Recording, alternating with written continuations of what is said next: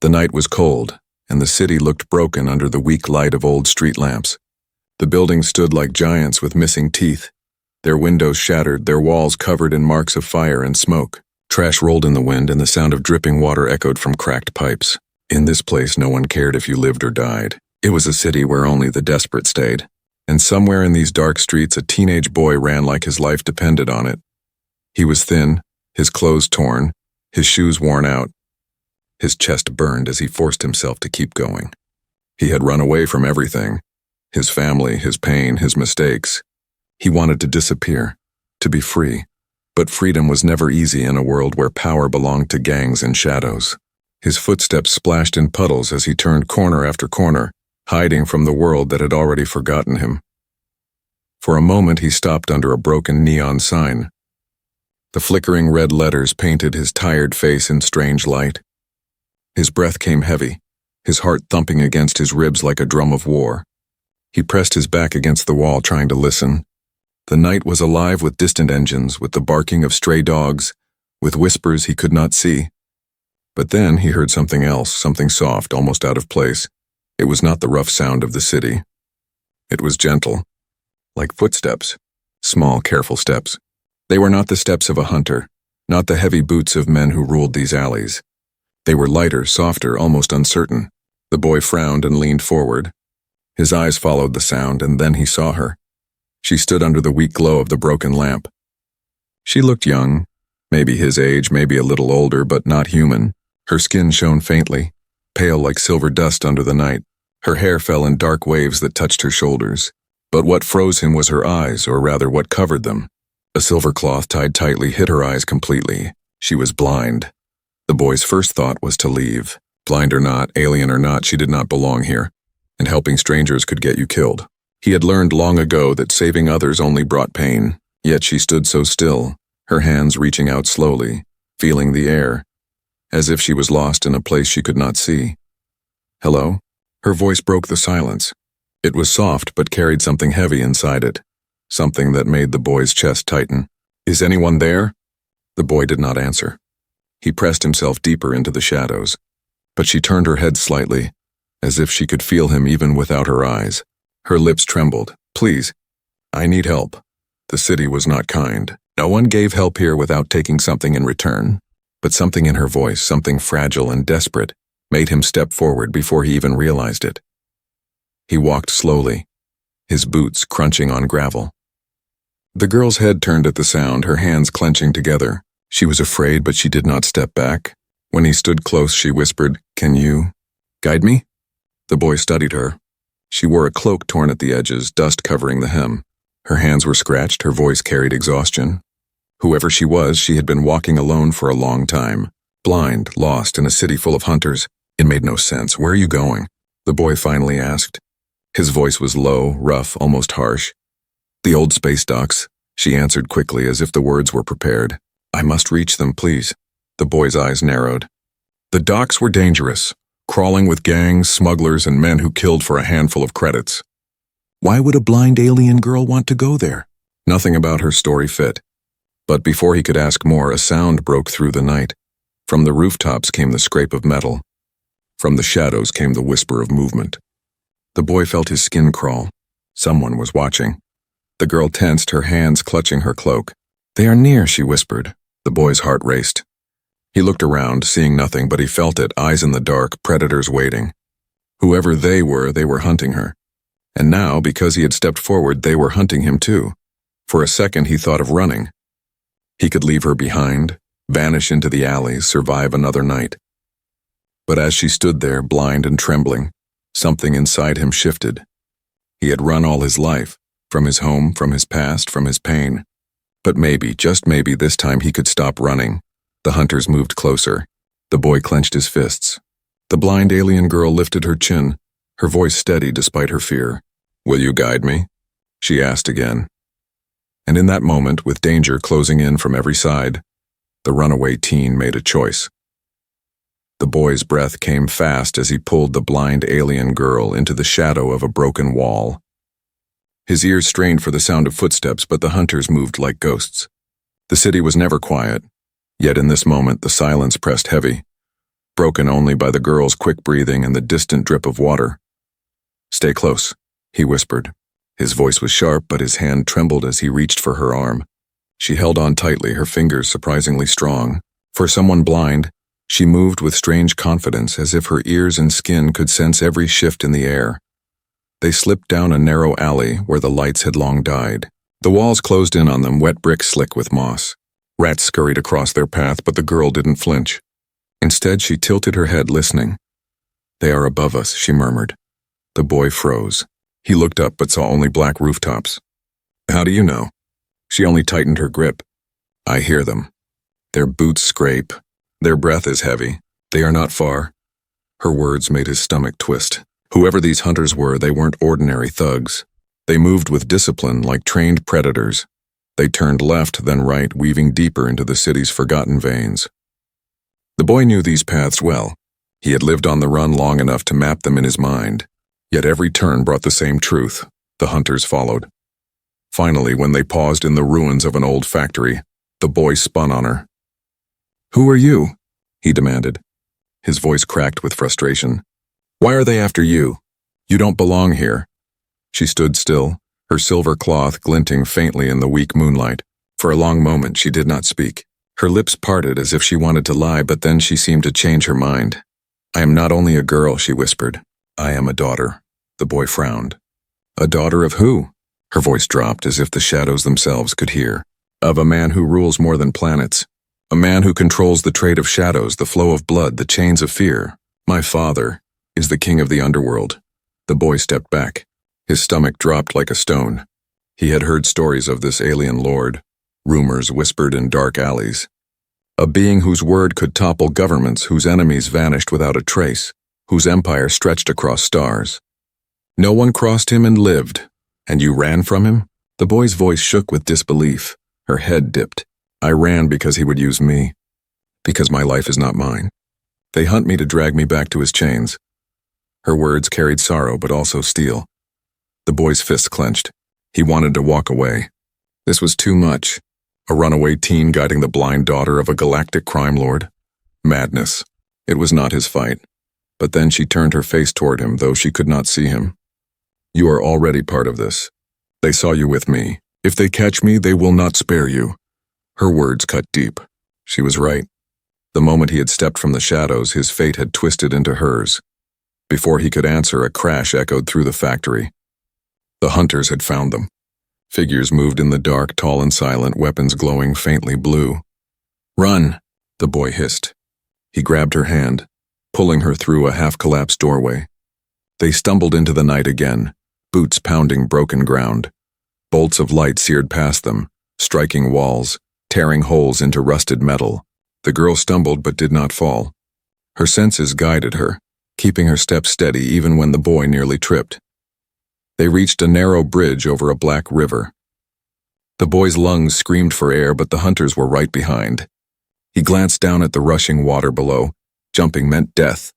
Ahead, the bridge seemed endless. "Left!" the girl suddenly cried. Without thinking, he obeyed, dragging her toward a hidden stairwell he had never noticed before. They scrambled down into the tunnels beneath the city, the air heavy with damp and rot. The hunters' footsteps followed for a moment, then faded. At last they stopped, bent over and gasping. The boy wiped sweat from his brow. His heart hammered so hard it hurt. How did you know that path?" he demanded. The girl's blindfolded face lifted. A faint smile touched her lips. "I told you. I do not need eyes. I hear the world differently. The walls, the echoes, the breaths of hunters. I hear what others cannot." The boy stared at her, torn between awe and fear. She was fragile, yet not weak. Helpless, yet strangely powerful. For a moment, silence filled the tunnel. Then the girl's expression grew serious. "If you guide me to the docks, I will give you something in return. Not money, not safety, but a truth. A truth men have killed for." The boy swallowed hard. He wanted to demand what she meant. But before he could, he heard the faintest sound above them. The hunters had not given up. They were still searching. The boy knew there was no turning back. Whatever secrets she carried, whatever danger her father's shadow cast, he was now trapped inside it. And the night had only begun. The tunnels were dark and endless, stretching like the veins of a dead giant. The boy's boots splashed in shallow water as he pulled the blind alien princess forward. Her grip on his arm was tight, steady, almost guiding him instead of the other way around. Every sound echoed, his breathing, the dripping water, the faint scurrying of rats. But beneath it all was another sound, one that made his blood turn cold. Footsteps. Many of them the hunters had followed. "They are close," the girl whispered. Her voice trembled, but not with fear, more like warning. The boy cursed under his breath. "How many?" She tilted her head, listening. 4, maybe 5. They spread out. "They are trained," he gritted his teeth. Trained killers armed with alien weapons, chasing a runaway teen and a blind princess. It was madness to think they could escape. But madness was better than dying in the tunnels like cornered rats. "Keep moving," he said, forcing his tired legs to run again. They turned corner after corner, climbing over rusted pipes and ducking beneath collapsed ceilings. The boy knew the hunters were hurting them, cutting off escape routes. He felt like a mouse in a cage. His chest burned, his lungs screamed for air, but stopping meant death. The girl tugged his arm suddenly. "Wait, stop!" He froze. "What are you doing?" "They're right behind us." She pressed a finger to her lips, though she could not see his face. She tilted her head again, listening with that strange sense of hers. Then she pointed to a narrow crack in the wall hidden behind a curtain of dripping water. "There," she whispered. The boy frowned. "That's not even a door." "Trust me," she said. He hesitated, then shoved aside the water and squeezed through. Behind it was a broken service tunnel, small and dark, barely wide enough for them to crawl. The air stank of rust and mold. He almost gagged, but the girl slid in after him without a sound, her movements graceful even in the filth. The hunter's footsteps thundered past on the main path, missing them by inches. The boy held his breath as the sound faded. For a moment only silence filled the air. He let out a shaky laugh. "You're either lucky or cursed." "I can't tell which," the girl's voice was calm. "Neither," I listened. "The world speaks if you are quiet enough." The boy shook his head. She was strange, but without her he would already be dead. They crawled forward until the tunnel opened into a wider chamber. Here the ceiling was high, filled with broken machinery and old cables that hung like dead vines. Pools of water reflected faint light from cracks above. The boy finally let them rest for a moment. He leaned against the wall, his chest heaving. "Why the docks?" he asked. "Why risk everything for that place?" She was silent for a long moment, then said softly, "Because someone waits for me there, someone who can take me away from my father's grasp." "Who?" "I cannot say." The boy groaned. Secrets, always secrets. But before he could press her, a new sound filled the chamber. Metal scraping, boots striking concrete. The hunters had found them again. Figures stepped from the shadows, tall and armored, their faces hidden behind masks. Their weapons glowed with cold blue light. They moved in silence like wolves circling prey. The boy's stomach turned to stone. He had nothing. No weapon, no shield, nothing but broken fists and a will to live. One of the hunters raised his weapon. A beam of light seared past the boy's head, burning into the wall. The smell of scorched metal filled the air. "Run!" the boy shouted. He grabbed the girl's hand and pulled her across the chamber. Beams of light followed them, striking the ground, sending sparks flying. They leapt over broken pipes, slid beneath dangling cables, their footsteps splashing through water. The hunters gave chase, faster, relentless. The boy's heart pounded. His body screamed to stop, but his mind screamed louder. "Don't stop." They reached a ladder leading upward. Without thinking, the boy shoved the girl onto it. "Climb!" She hesitated. "And you?" "Climb!" he barked, shoving her higher. She obeyed, moving with surprising speed despite her blindness. The boy followed, his hand slipping on the rusted rungs. Below, the hunters fired, beams slicing past his legs. One struck the ladder, sending vibrations up his arms. He pushed harder, climbing until they burst into the night air above. They had emerged into a forgotten courtyard, the moon hanging pale over shattered statues. But the hunters were not far behind. The boy pulled the girl across the courtyard, his breath ragged. "We can't keep running forever," he shouted. The girl's face turned toward him, calm even in chaos. "Then we don't run," she whispered. "We fight."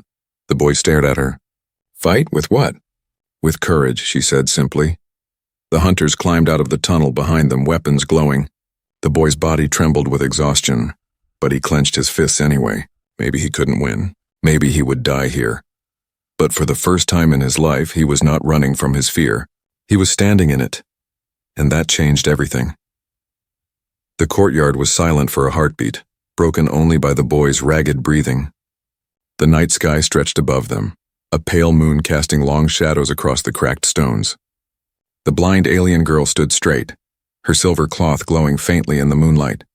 She looked fragile, but her voice was steady. "They will not stop," she said quietly. "Not until they drag me back." The boy clenched his fists, his body shaking from exhaustion. "Then tell me why," he snapped. "Why are they hunting you? Why risk my life for secrets you won't share?" For a long moment she didn't answer. The hunter's footsteps echoed closer, metal scraping stone as they climbed out of the tunnel. Their glowing weapons painted the walls with pale light. The boy felt trapped, caught between her silence and their pursuit. Finally the girl spoke, her voice soft but heavy with meaning. "Because I am more than a runaway. I am more than a blind daughter." She lifted her chin. "I am the heir to an empire of shadows. My father is not only a king of crime, he is a ruler feared across worlds. And I am his key." The boy blinked. "His key?" "Yes," she whispered. "He cannot rule forever. His enemies wait like wolves for weakness. But if he binds me to his throne, if he forces me into his schemes, his power will grow stronger, unbroken, eternal. I am his blood, his tool, and I ran because I will not be a weapon in his hand." The boy's throat went dry. He had known she was important, but not this important. She wasn't just another victim. She was a prize that could tip the balance of entire star systems. "Then those hunters," he muttered. "Not just assassins," she said. "They are his hounds. They do not kill. They capture. They will drag me back alive no matter how many must fall." The boy swallowed hard. The thought of being hunted forever made his chest tighten.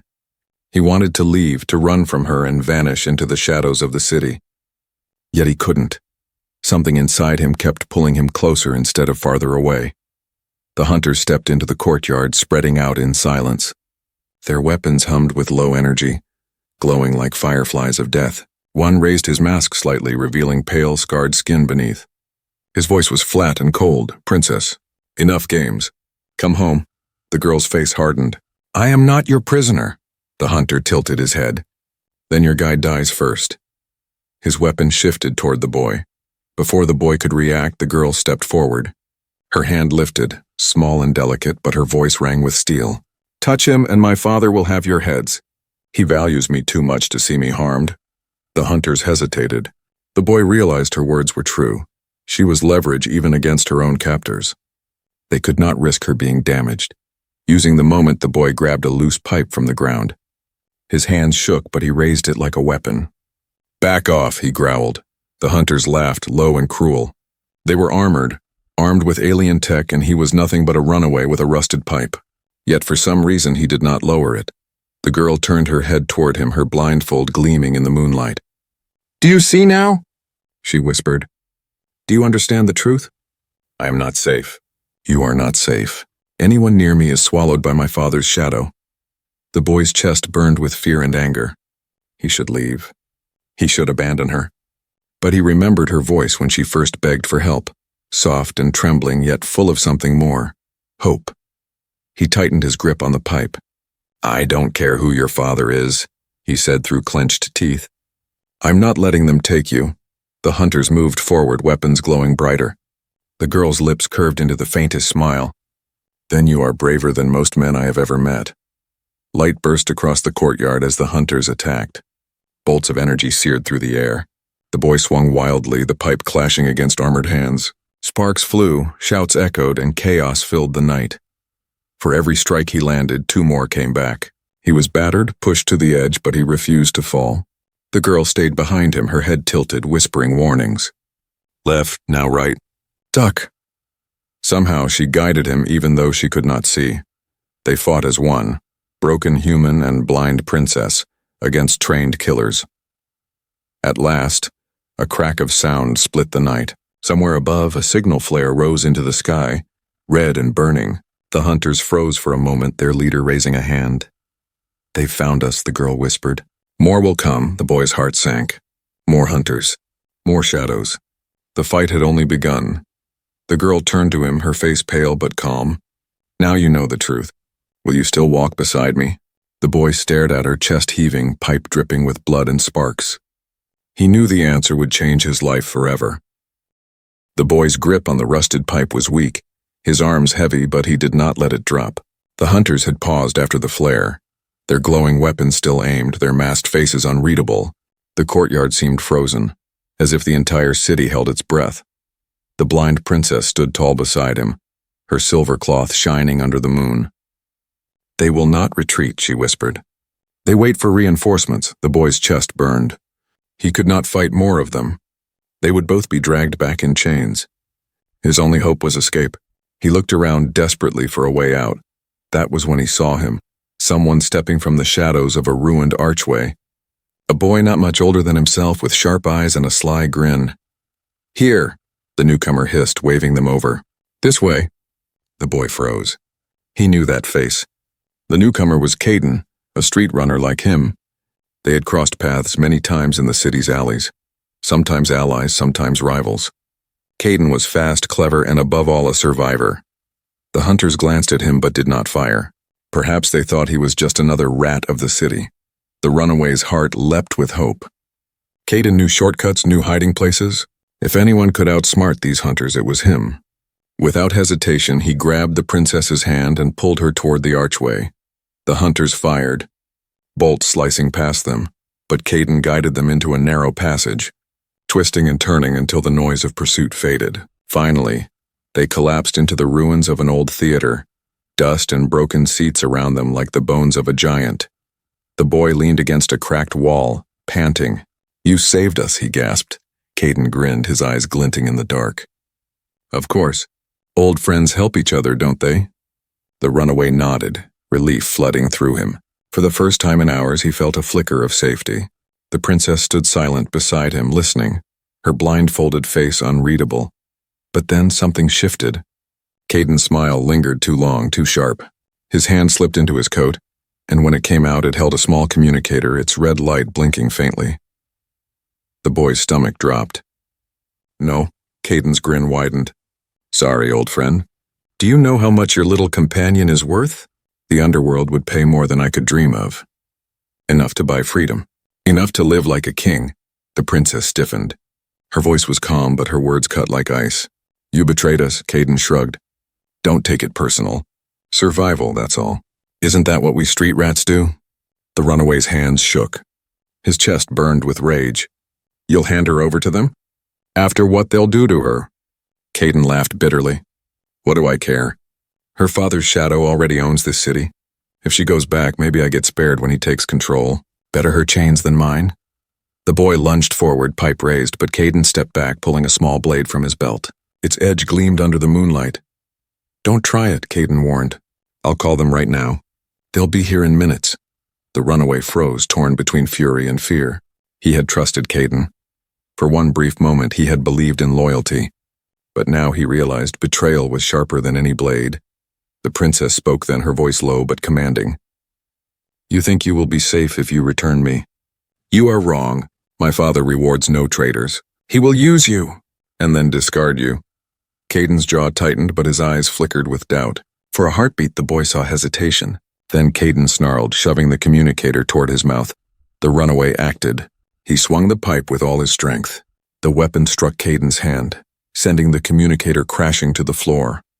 It shattered into sparks. Caden cried out, clutching his hand.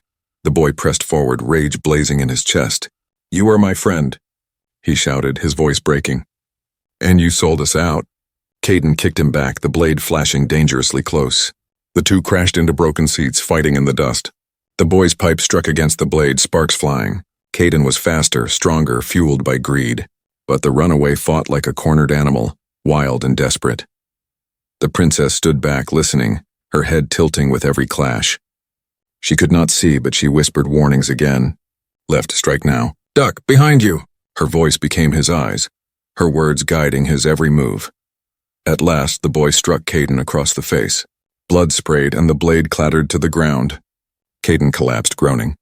The runaway stood over him, pipe raised high. His chest heaved. His eyes burned with betrayal and fury. One swing and Caden would never betray anyone again. The princess spoke softly. "Enough." The boy froze. His grip trembled. Do not become like him, she whispered. Your path is not his. Slowly, the boy lowered the pipe. His body shook, but he stepped back.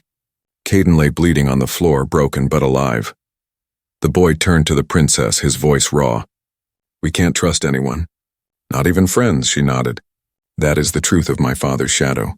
It twists men, makes loyalty a coin to be sold. Outside, the sound of distant boots echoed again. The hunters were closing in. The boy clenched his fists, his heart heavy. He had lost a friend tonight. He had gained an enemy. And yet beside him the blind princess still stood. The boy realized then that betrayal was not the end. It was only another beginning.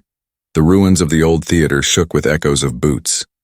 The hunters were coming closer, their steady march like drums of war. The runaway boy pulled the blind princess by the arm, forcing his tired legs to move again. Dust clung to his skin. His chest burned with every breath, but he would not stop.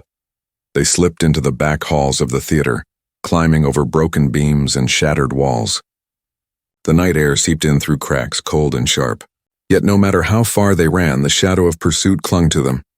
Finally, they reached an open street where the stars blinked above, half hidden by clouds. The boy stopped, gasping for air. The princess tilted her head, listening. Her silver cloth glowed faintly in the moonlight.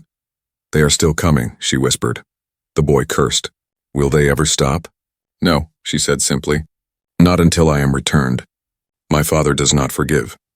His reach stretches further than you imagine. The boy looked at her, sweat dripping from his brow. You keep saying your father rules the underworld. But what does that even mean? How powerful can one man be? The princess turned her face toward him, though she could not see. Her voice was low, heavy with a truth that chilled the air. He is not just one man. He is the web that holds the underworld together. He controls trade routes, secret armies, stolen tech, and assassins who kill without question. Even governments bow in silence when his name is spoken. Do you see now? He is not feared because of his throne. He is feared because he is everywhere. The boy's stomach twisted. He thought of Caden's betrayal, of hunters crawling through the streets, of enemies waiting in the shadows. And now he understood. Every betrayal, every chase, every whisper of fear came from her father's hand. The princess continued, her voice trembling slightly. He does not rule like kings of old. He rules with fear, with silence. His empire is built on blood and shadow, and I am the only piece he does not control. The boy clenched his fists. That's why you ran. Yes, she whispered. If he binds me to his throne, his power becomes unbreakable. I am his heir. My blood, my name makes him untouchable. I refuse to be his chain. The boy stared at her, his mind reeling. Then what chance do we have? If he owns everything, if his shadow covers every corner, how do we fight that? She turned toward him, her blindfold shimmering in the moonlight. We don't fight his shadow. We escape it. The docks hold a ship waiting. Someone I trust will take me far beyond his reach. The boy swallowed hard. Escape sounded impossible, but then so had surviving this long. Before he could answer, a deep rumble filled the air. Lights appeared in the distance, harsh and red, cutting through the darkness. A convoy of armored vehicles roared down the street, engines growling like beasts. The princess stiffened. His men! The boy's heart pounded. The hunters on foot were bad enough, but this was an army. From the lead vehicle, a giant screen flickered to life, projecting a face into the night. The boy froze. It was not masked. It was not hidden. It was her father. His alien features were sharp and cruel, his skin marked with strange symbols that glowed faintly. His eyes were cold fire, staring through the screen as though he could see everything. His voice, when it came, rolled through the street like thunder. My daughter, he said, calm and deadly. Enough of this game. You cannot hide from me. You cannot run from me. The shadows are mine and you are mine. The princess stood still, her lips pressed tight. Her hands trembled, but her voice was steady. I will never return. Her father's cold smile spread across the screen. You are blind, child. You cannot walk without a guide. Every step you take depends on the hands of others. And hands can be broken. The boy felt his blood run cold. The alien lord's gaze seemed to fall on him through the screen as if he was nothing more than an insect. Run, little rat, the voice boomed. Run until you learn what happens to those who steal what is mine. The screen flickered off. The vehicles rumbled louder, closing in. The boy's knees shook, but rage burned inside him. He had lived his whole life running from pain, from family, from every fight he thought he could not win. But now the choice was different. If he ran now, she would be dragged back. If he stood, maybe, just maybe, there was hope. The princess turned her head toward him. Her voice was quiet, but it carried strength. "This is my father's shadow. Now you see it. If you walk beside me, there is no turning back." The boy met her blindfolded gaze. The roar of engines filled the night. The street shook beneath their feet, and for the first time he realized this was not only her fight. Engines thundered as the convoy of armored vehicles rolled into the ruined street. Their red lights cut through the smoke and dust, painting the walls like rivers of blood. The boy's fists tightened, sweat dripping down his face. The blind princess stood beside him, calm despite the storm that closed in around them. Her silver cloth glimmered under the pale moon. "They will surround us," she whispered. "We have only moments." The boy swallowed hard. His whole life had been a series of choices made in fear. Run, hide, survive. That was all he knew. But now, with the roar of her father's soldiers filling the night, running no longer felt like survival. It felt like surrender. The lead vehicle stopped with a screech. Its doors opened and armored hunters poured out, weapons glowing with cold blue light.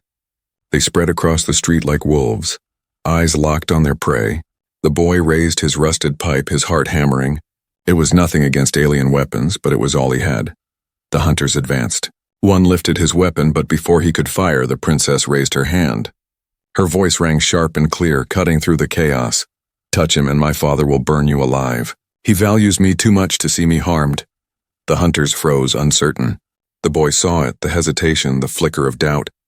For all their training, they were bound by the same chains as she was, fear of the father's wrath. The princess turned her blindfolded face toward him. "Now," she whispered. "Decide." The boy's chest ached. She was giving him a choice. Abandon her and save himself, or stay and be swallowed by her father's shadow. His hand shook, but deep inside something shifted. He thought of his past, of always running, always hiding, always surviving, but never living. And he realized he had been waiting his whole life for this moment. He lifted the pipe higher, his voice raw. "I won't leave you." The princess's lips curved into the faintest smile. Then chaos exploded. The hunters lunged, their weapons firing bolts of light. The boy swung wildly, ducking under beams, the pipe cracking against armored hands. Sparks flew, screams echoed. The princess moved behind him, guiding his steps with soft commands. "Left, strike now. Duck." Her words turned his desperate fight into something sharper, stronger, but more soldiers poured from the vehicles. They surrounded them in a tightening circle, weapons raised, faces hidden. The boy's arms shook with exhaustion. He could not hold them off much longer. The princess suddenly stepped forward, pulling away from him. Her blindfold glowed faintly in the moonlight as she raised both hands. The soldiers stopped, watching. "My father thinks blindness is weakness," she said, her voice strong. "But he is blind. Blind to what I truly am." The boy froze, staring at her. A low hum filled the air. The ground beneath them trembled. The soldiers shifted uneasily, weapons lowering just slightly. Then it happened. From beneath her blindfold, light spilled out. Faint at first, then blinding. Silver white like fire from the stars. The boy shielded his eyes, stunned. The soldiers staggered back, their armor glowing under the strange energy. The girl's voice boomed through the courtyard, no longer soft, no longer afraid. "I see without eyes. I see through sound, through breath, through the very life that moves around me. And I see the weakness of your shadow." A wave of energy burst outward from her, slamming into the soldiers. Weapons flew from their hands, clattering onto the ground. Vehicles shook, their engines sputtering. The boy stumbled back, awe flooding him. She was not helpless. She was something more. The soldiers fell to their knees, stunned and broken. Silence followed, heavy and unreal.